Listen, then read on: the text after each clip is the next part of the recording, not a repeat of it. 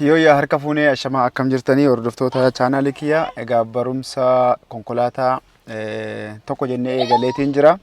Jalqabumaa YouTube chaanaalii kana waa'ee dhuma konkolaataa fi waan takka takka irratti barsiisuudhaafin hanga tokko informationa waan hin beekurraa isiniif qooduufin chaanaalii kana bane. Akkuma chaanaalii kana seentaniin subscribe gochuudhaan like gochuudhaan sirriitti barnoota kana hordofa. Baay'ee isin fayyada. Har'a waanuma salphaa takkaan isinitti agarsiisa. Nama yeroo tiyoorii fixannee practice eegallu jalqaba akka reef haarawa yeroo dhufnu waan isin gochuu qabdan isinitti agarsiisaa jechuudha. Amma innis akkuma dhuftaniini teessoorra teessanii akkuma teessaniini jalqaba wanni isin gochuu qabdanu teessoo kan keessan sirreeffachuudha. Teessoo kan keessan yoo sila gadi bu'ee jiraate yookaan ol ka'ee jiraate kanarraan kan ol kaasuudhaani makiinaan garaagaraa waan barbaade garaagara ta'uu danda'a. Kana yoo barbaadan ol kaafattanii soo akkas godhattanii miila keessan akkaataa itti kuppuluungii qabuu danda'uun itti butattanii akkanatti itti butattanii miilli keessan aga kuppuluungii achi dhaqee tuqutti jechuudha. Kunoo ni agartanii fireenis kanas akkasitti qabachuusaa sirreeffattanii.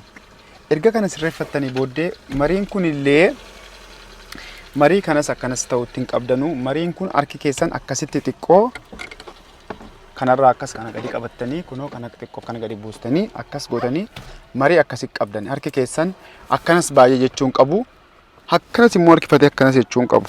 Giddu galeessumatti akkasitti qabattanii marii keessan haala kanaan hin qabattu jechuudha. Kunoo akkasitti ni sirreeffattanii.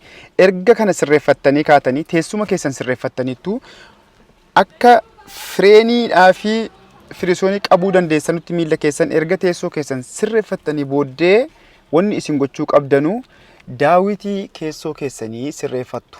Isas ol kaastu barbaadan gadi buustu haala kanaan akkaataa itti arguu dandeessanuuni haala kanaan qopheeffattanii. Erga kana gootanii kaatanii deebitanii daawitii kan keessan isa mirgaa sirreeffattanii. Isa mirgaas asumarraa isa mirgaas kunoo asirra jira. Kanarraa banuudhaani isin agarsiisa amma kun akkasi qabattu jedheera. Asirraa kuni mirga jedha. Irreen kun mirga isa mirgaa kana mirgarra isii kana wantatti kan asirra buusuudhaani asitti qabi kunoo mirgatti gochuudhaan kunoo akkasi gootanii yoo barbaadan as deeffattanii akkaataa itti arguu dandeessanuuni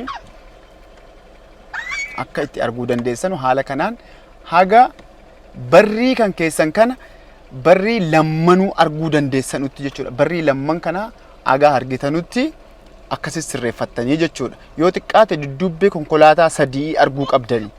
Haala kanaan erga sirreeffattanii booddee isa mirgaa sirreeffattanii booddee hin dhuftanii isa bitaa kana immoo haala kanaan akkas ammas akkasitti gootanii isa mirgaa kanas haaluma ammaatiin kana immoo linkis jechuudha. Akka afaan Jarmaniitti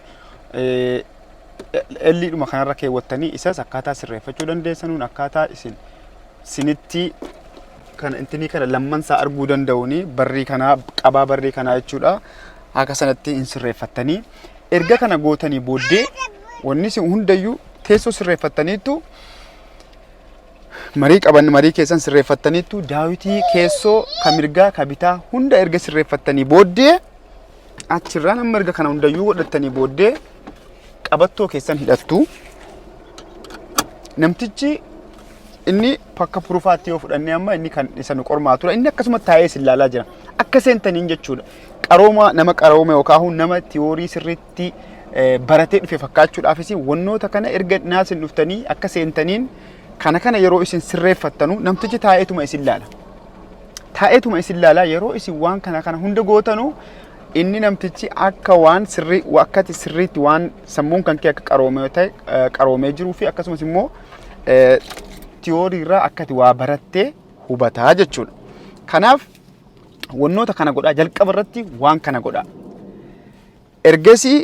Erga kana gootanii booddee namtichiyyuu deemaa isiniin jedha.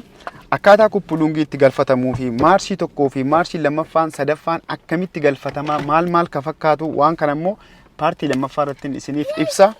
share walii godha, like walii godha, channel kan subscribe godha. Sirriitti information gaariin isinii kenna karaa milikkita yookaan ergaawwan karaarra jiran maal ergaa akkamii akka dabarsan shiildileen karaarra jiran sana takka takkaan isiniif hima. Sirriittiin walirraa baranna waan beennu kana isiniin jedha. Waan kun baay'ee murteessaadha.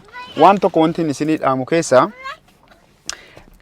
jalqabbii birriin haga sirraa nyaatamu haga namtichi shufeerri sun birrii meeqa akka sirraa nyaatu gaafa ati dhaxxee ol seenturraa beeka jechuudha.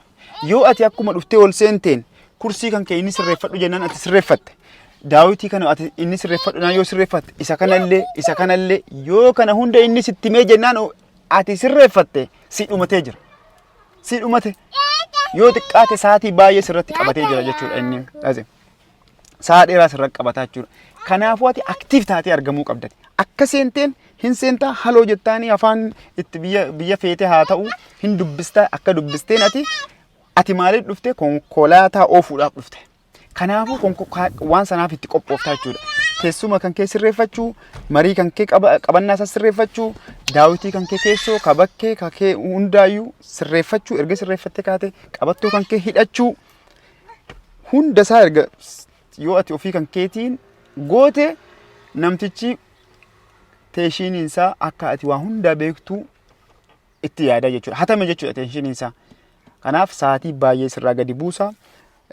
Mariin maarshiin akkamitti akka galuu fi fireeniin akkamitti qabna wannoota biraa immoo barnoota dabalataatii walitti deebina.